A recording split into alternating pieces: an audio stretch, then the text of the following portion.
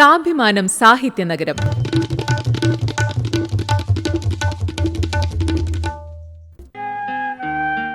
സ്മൃതി.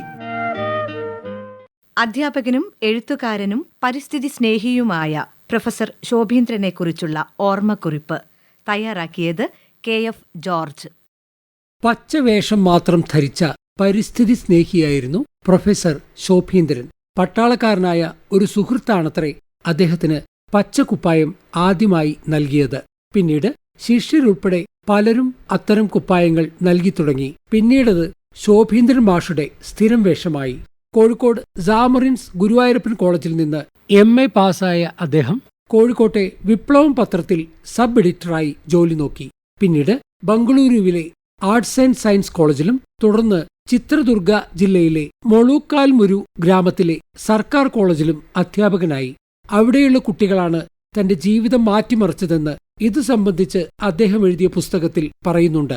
ഇവിടുത്തെ എന്റെ ജീവിതത്തിന്റെ അധികമാരും അറിയാതിരുന്ന ഒരു ആമുഖമായിരുന്നു മൊളക്കാൽമുരുവിലെ എന്റെ രാപ്പകലുകൾ. മൊളക്കാൽമുരു തന്ന ഓർമ്മകളുടെ ജലാശയം മനസ്സിലുണ്ട്. അത് മനസ്സിൽ നിന്ന് മാഞ്ഞു പോകുന്നതിനു മുമ്പ് അത്രയേറെ പ്രിയത്തോടെ ഞാൻ അതിൽ നിന്നും ഇത്തിരിയെങ്കിലും കോരിയെടുക്കുകയും വായനക്കാർക്ക് പകർന്നു തരികയും ചെയ്യുന്നു. സ്ഫടിക സമാനമായ ഈ ഓർമ്മകളുടെ ജലാശയത്തിൽ എൻ്റെ ജീവിതത്തിൻ്റെ ആകാശവും ഭൂമിയുമുണ്ട്. ഞാൻ കണ്ട രാത്രികളും പകലുകളുമുണ്ട്. പ്രതീക്ഷയുടെ നക്ഷത്രങ്ങളും വേദനകളുടെ അമാവാസികളുമുണ്ട്. ഇതെല്ലാം കൂടിച്ചേരുന്ന ജീവിതത്തിന്റെ ഒരു അക്ഷര കൈമാറ്റമാണ് ഈ പുസ്തകം. 1975 ഗുരുവായൂരപ്പൻ കോളേജിലെ അധ്യാപകനായി. കോളേജ് ക്യാമ്പസിനെ പച്ചപ്പുള്ള ഇടമാക്കാൻ ശ്രമം തുടങ്ങി. കുട്ടികളെ കൂട്ടി ക്യാമ്പസിലും റോഡരികിലും മരങ്ങൾ നട്ടു.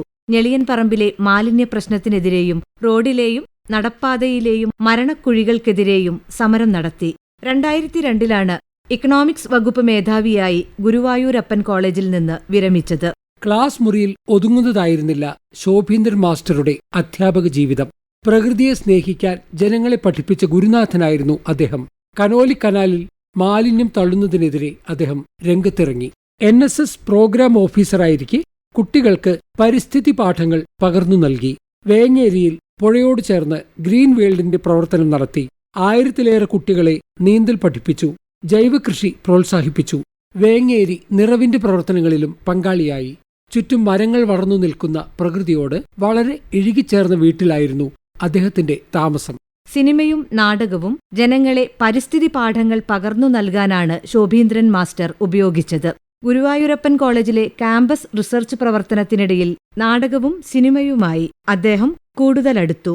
കുട്ടികളെ ക്ലാസിക് സിനിമകൾ കാണിച്ചു. അവർക്കൊപ്പം നാടകങ്ങൾ അവതരിപ്പിച്ചു.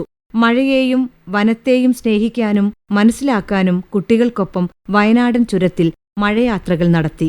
അമ്മ അറിയാൻ എന്ന സിനിമയുടെ ഭാഗമായി പിന്നീട് ജോയ് മാത്യുവിന്റെ ഷട്ടറിലും അങ്കിളിലും അദ്ദേഹം അഭിനയിച്ചു.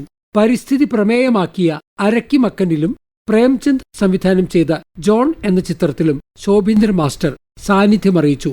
മോട്ടോർ സൈക്കിൾ ഡയറീസും മൊളയ്ക്കൽ മുരുവിലെ രാപ്പകലുകളും അദ്ദേഹത്തിന്റെ ആത്മകഥാപരമായ രചനകളാണ്. Kerala state forest and wild life board അംഗം, കേരള കാവ് സംരക്ഷണ സമിതി അംഗം, കേരള പ്രകൃതി സംരക്ഷണ ഏകോപന സമിതി കോർഡിനേറ്റർ തുടങ്ങിയ സ്ഥാനങ്ങളും അദ്ദേഹം വഹിച്ചു.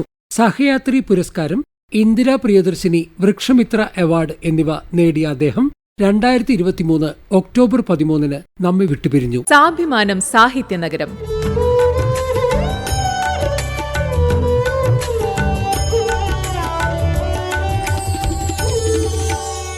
സാഭിമാനം സാഹിത്യനഗരം ഇനി തിങ്കളാഴ്ച രാവിലെ 7:10.